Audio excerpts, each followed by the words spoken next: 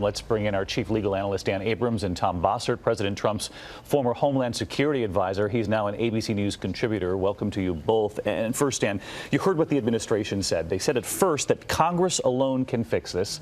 The president then said, when asked could he stop this, that he couldn't through an executive order, which is exactly what he did yesterday.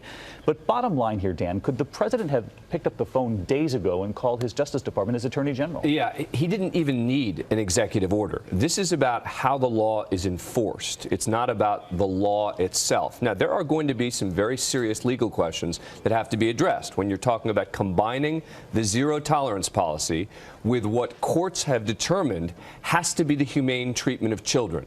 And you now have a conflict, but there is no question that when it came to the issue of separating children from their parents, that this administration could have stopped it before and that no executive order was necessary. That you didn't need that moment we all saw 24 hours ago. In the meantime, Tom, I know the president said as he signed this that the word was coming in, that the word comes to mind, compassion actually was the word that he used, but this played out for days, the country watching, the world watching, children in cages, the audio, the cries. The administration was pressed. Was it using these families, these children, to set an example? And listen to this, Tom.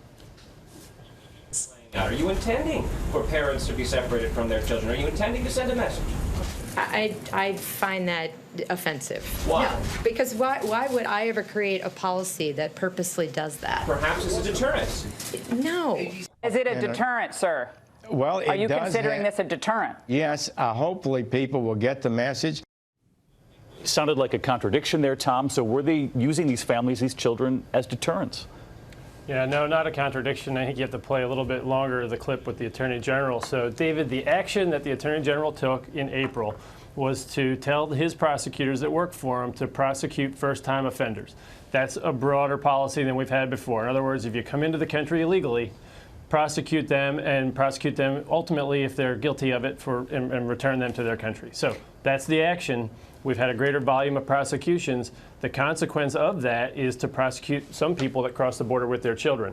And so it wasn't the intention to deter people by separating children. It was the intention to deter illegal entry by prosecuting them. Remember that the alternative to prosecuting them is catching them and releasing them. All right. And back to Dan, that main question of how long can they now keep these families together and detain them? Right, because the court consent decree that exists as the sort of current interpretation is 20 days. And that's going to quickly be challenged. So now you have an executive order that will be challenged in court because you're going to ask, how can that executive order exist with the current legal rulings that are currently on the books? That now fight each other. Yeah. All right. Dan, Tom, thanks to you. Hi, everyone. George Stephanopoulos here. Thanks for checking out the ABC News YouTube channel. If you'd like to get more videos, show highlights, and watch live event coverage, click on the right over here to subscribe to our channel. And don't forget to download the ABC News app for breaking news alerts. Thanks for watching.